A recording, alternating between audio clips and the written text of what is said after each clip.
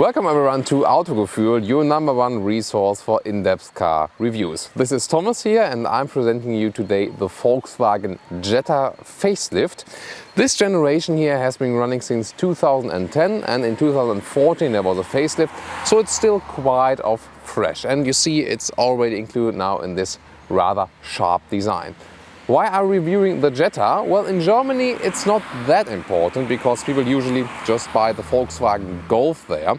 The Jetta is kind of the Golf sedan, but since this last generation here now, it's not really totally equal. So they still share parts with the Golf, yes, but it's not the same platform anymore. They just share a lot of things and it's actually a new separate chassis here for the Jetta for the first time since this generation. Worldwide, this car is very important.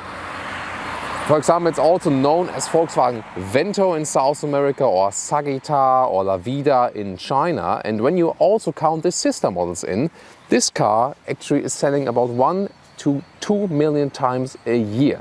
So it's one of the most actually important Volkswagen worldwide. That's also a reason why we are reviewing this car today. Also very important for America, of course, for our friends in the US. So let's go into the detail with the exterior, interior and of course also with the drive.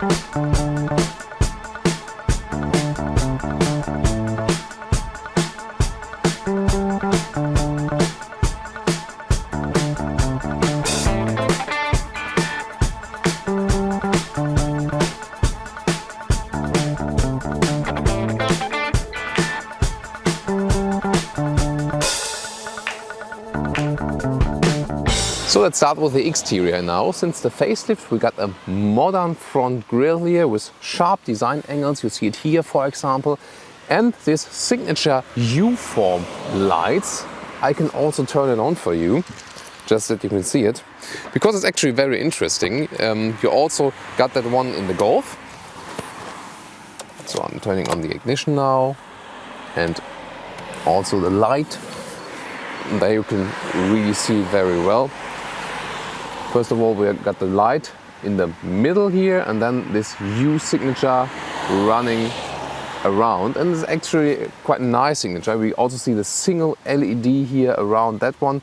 Actually, it's almost like a kind of handcraft, this front light, and I think it's very good that you have such a nice headlight here already in a car that is rather cheap in comparison to other cars. Looking at the side profile, we got the length of 4.64 in meters. That's 39 centimeters longer than the Golf hatch. So you really have a lot of space more. And you actually get a car that is, of course, a little bit smaller than the Passat, but also, for example, in Germany, 4,000 euros cheaper than the Passat. So it's kind of sitting between the Golf and the Passat, you can so say. In this case here, we got a brown exterior. I don't like the color, but it's actually fitting to the wood inside. I'll show you later on, so stay tuned.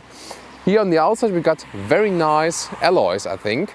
17 inch, they are only 17 inch. I think they look bigger than they actually are. But you see also in this B color scheme and yeah, very elegant atmosphere they're creating here for the whole car. So if you take a look at it as a whole, it's this classic sedan design, and you know, especially people in China and in the US, they really appreciate this classic sedan style. In Germany, I can just say from my experience, it's actually considered as a little bit old-fashioned, but as some manufacturers strengthened their compact sedan lines now, it's becoming, well, actually more contemporary again now. So that might also change the attitude of the Germans towards these compact sedans. I think it looks quite elegant, more elegant than the hatch actually.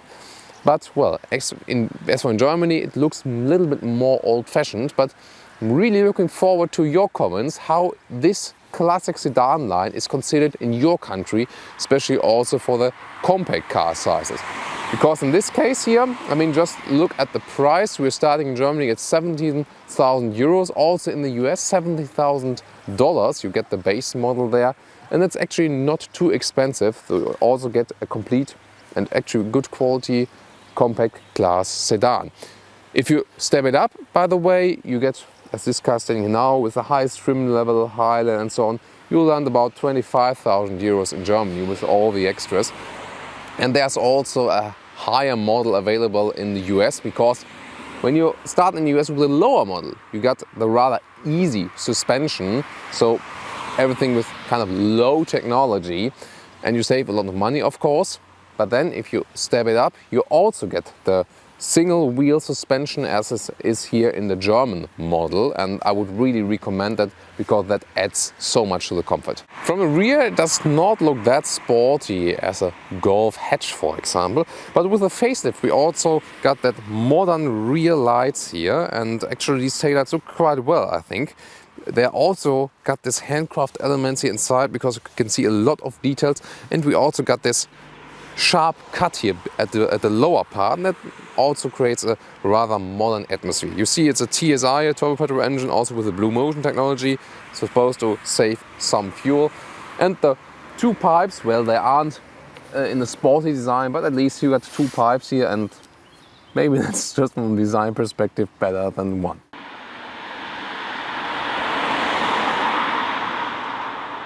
So let's look beneath the hood.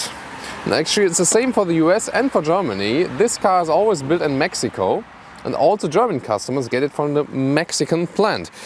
And well, where do you see it actually, the difference to the German built models? For example, you got not such a nice cover here for the engine.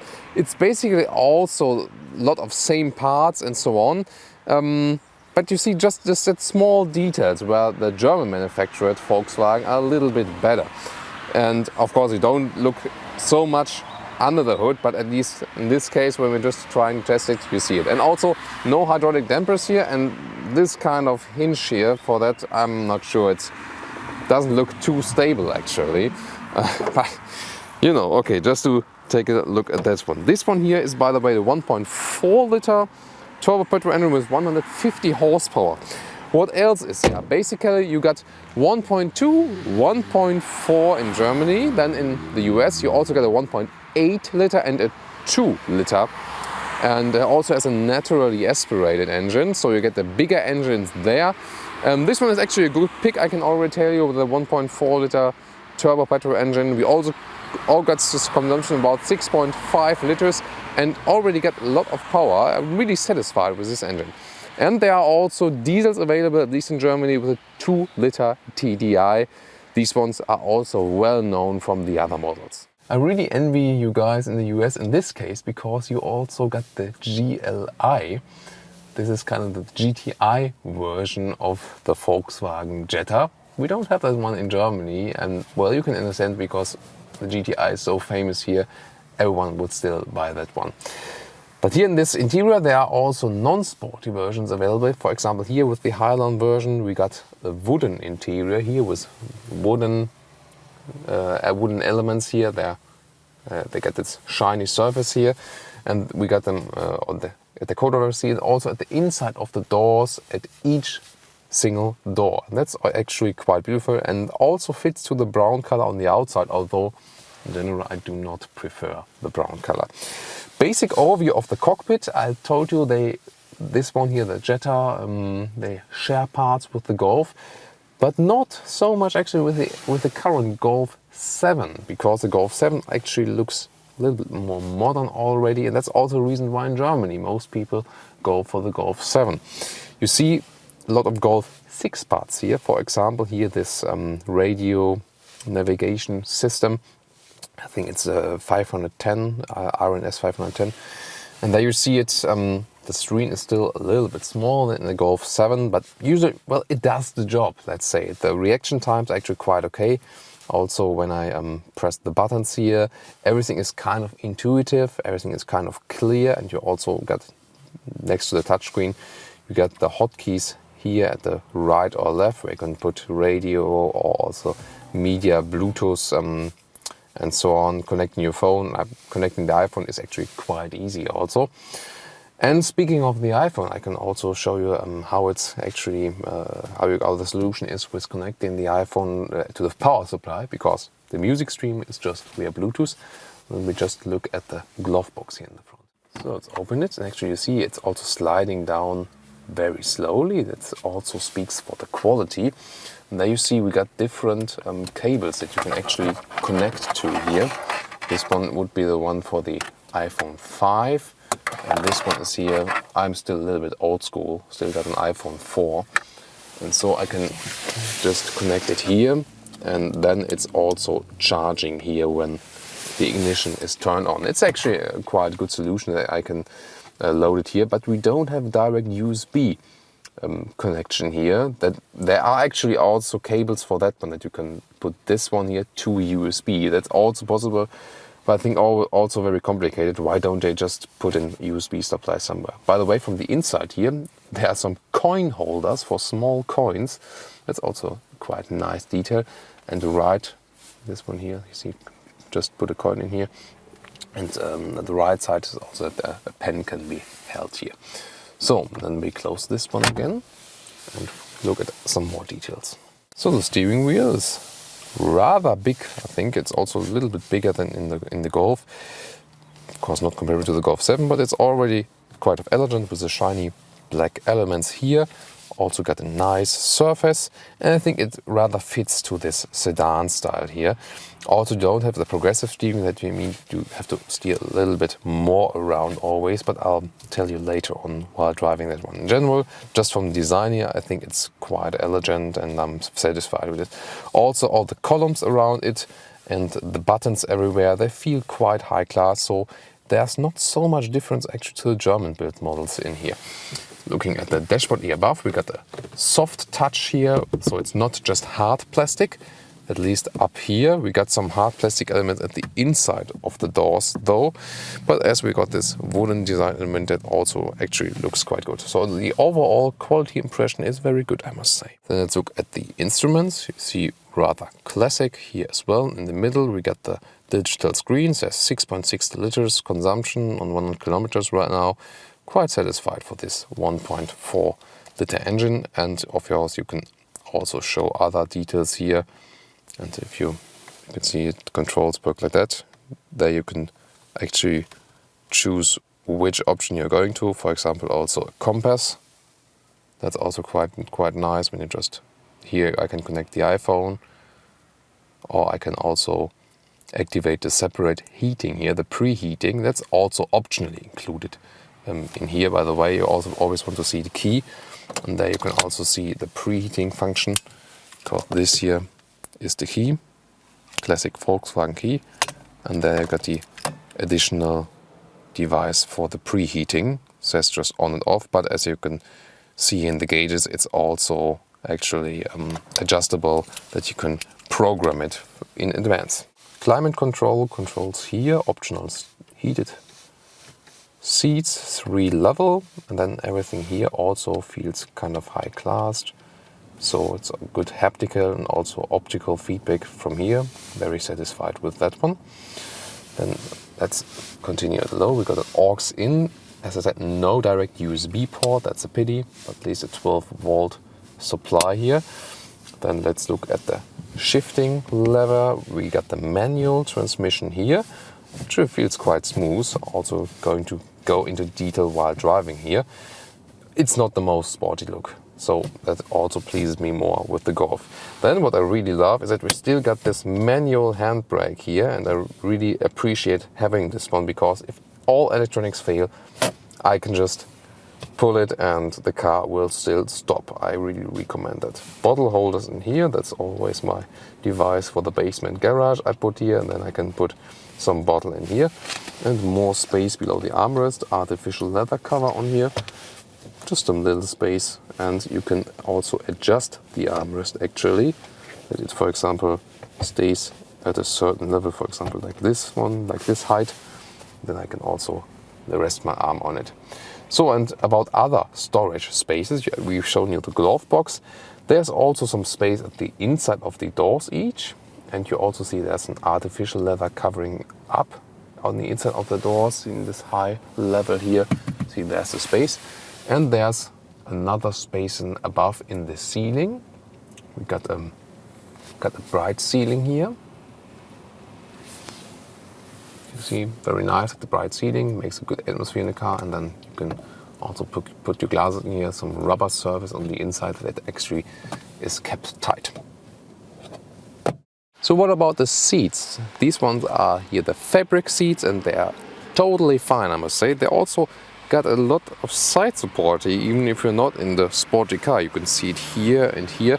And this surface, I really like it. It's kind of a waffle structure in fabric.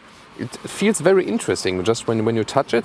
And also when sitting on it, it feels actually quite good. And well, it's actually good for the climate function as well, that they don't stick to the seats in summer when sweating. I'm just very satisfied with the seats. They also offer good comfort also on long tours. Of course, it's a classic sedan. You don't have this upright seating position as in an SUV. But generally, I'm very satisfied with it. Exactly as they are right now. I can really recommend them. So let's check the rear compartment. You see the doors actually opening here with a kind of coupe style. I really like that detail. And also when I check now the quality of the handles, because we always search for something, oh, do you really realize this car is coming from Mexico? And not from the Germany, and actually it's very good. Just also when you hear the sound, we know Volkswagen is famous for that nice closing sound here, and also good quality of the door handles. Then let's get in, and that's actually the advantage in comparison to the Golf, because here we also got a lot of space in the rear department. The seat, as I would be driving it now, with 1.86 in meters. See a lot of knee space actually, that's very good, and also a lot of head space. Still got that kind of head space above me. I can just put the head restraint in now. I'm also not leaning too far back here as you are sitting in some sedans. So actually it's a very comfortable position here, and if you think about, okay, I want to use the car a lot more often than the Golf hatch, for example, with two adults here in the back, then it's really an advantage going for the Jetta sedan here in comparison to the hatch. That, I think, is one of the stronger points. And for example, in China, very important. You know, I've been to China as well, and I've seen a lot of people driving around there in compact sedans, where they even sometimes get the long wheelbase version. It's very famous here also in the compact class, and also a lot more people are sitting also in the back. So it's a very important factor there as well, and this one is fulfilled here in this case. In general, the rear compartment is also very good and very practical actually. So maybe you say, okay, I don't need the even bigger Passat then, and I still want to save more money with that one, and that's actually the clever solution then. Although you must say the Passat looks a little bit classier on the outside, as well as also got a better interior. So then let's look at the trunk. I can open it with the key actually, because it's kind of preloaded, and it just flips open, it's released with a spring. And there you see, it's not that practical that you got a very small opening here. That's actually better with the hatch, but it goes at least quite steep in there, so you can put long things in here when you really get them. What is actually not that good as well, you can see how to flip the seats. At first, you have to pull these hinges here. And I also don't get a real feedback, was that enough now or not? And then I have to move on to the inside again, and then pull the seat manually. There's not an even space here, but I think it's quite okay. Also, you see the covers that have been used here, it's quite soft. I also like it. And another solution is that you can use the ski hatch here. That's also kind of a cheap solution, because you see it's kind of loose. But actually, maybe it's better that it's loose, because then you can just leave it at home and put your skis in here. So you got a lot of possibilities here. And that's always good, because it makes you flexible when everyday driving and whatever you want to transport. But in general, I think the small opening is a disadvantage. But maybe you think about in South America, hardly anyone would buy a hatch, because they are afraid of burglary and so need a separate trunk. Therefore, these cars here with the classic sedan style also are in favor there. So, welcome to Volkswagen here. Let's start with the driving. I first want to show you the rear view camera, that you can already see that one. You see when the system is actually starting, it takes some time. That is actually a negative aspect. So then there it is. We got the optional rear view camera here. It's actually quite a good solution. Also the angle is quite good, could be a little bit more upward, I think. And then we also got the acoustic sensors left next to it, and they have kind of both ways. You can see it acoustically here, the visual side, and also the live view from the camera. There's also when it's just at the optical. This is actually for the front, when you're parking in the front now, because there's no front camera then.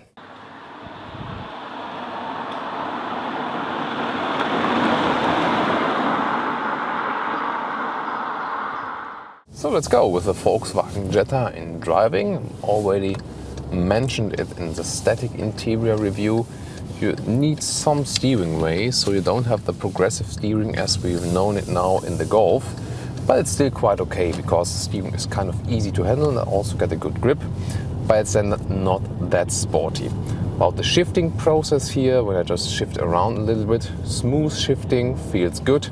Also kind of short shifting ways, so that's pretty much fine with me as well. The engine, I've mentioned it, 1.4 liter with 150 horsepower. I'm very satisfied with it. Quite of low consumption with the 6.5 liters and 100 kilometers, but still I got a lot of torque here. Also just from the sound, it actually sounds quite good actually. Also when you just hammer the throttle, it almost feels a little bit sporty, and I really like that one about that engine. Just maybe the clutch here in the manual gearbox, it comes a little bit too late for me. I would prefer it if it's coming a little bit earlier. So sometimes when you're in the first gear and just start from 0 kilometers and then just want to go, you feel like you have to hammer the throttle a little bit more because the clutch is coming so late. So I think this one could be optimized in this case. Okay, now it gets a little bit rougher on the road. You maybe also see it in the camera. And then we realize the suspension is actually also quite good. Yes, there are better suspension, but it's kind of solid and just basically comfortable. Also the noises it makes aren't really exaggerated. In general, the sound insulation is quite good. Also when going like 150, 160 kilometers an hour, the car is still quite stable with the suspension, and also the sound insulation keeps quite cool. So there's no problem with that as well. This is another hint actually that the basic quality is very good with this car, at least from the impressions I get here now. Of course, I cannot do a long-term test here now with the car, but just as it behaves now from suspension, sound insulation, and also from the driving, it's all really very good. Then if you just want to drive a little bit sportier, going right and left, I've mentioned it again, the steering wheel is not the most direct one, but it's actually quite fun also to drive fast in this car. In the corners you got a little bit of understeering then if you push the throttle too far, but I mean, okay, no, it's not that compact hatch. The compact hatch would be sportier actually, so if you want that sportier attitude, you should go for that one. If you prefer that relaxed riding here, then the sedan is the right choice for you. And I think also for the rear passengers, it's a quite comfortable ride. Of course, you have to remember we are here in the highest version of this car, also from the German market. It's also available in the US, but not with the base model. Talked about it in the beginning of the video. So here we got the independent wheel suspension. I would really recommend to go for that one, because if you pick the base model, for example, in the US, you got this kind of fixed suspension in the rear, and then it feels rather weird, I guess. So if you pick this higher suspension, you'll be more satisfied. Now, of course, you also have to spend more money than that, so be aware of that. Also in the base model, we get drum brakes in the rear. Here in the highest level now we also got disc brakes. That's also another important factor for the braking process. So these about the impressions when driving the car. I hope you liked it. And now let's come slowly to our final conclusion.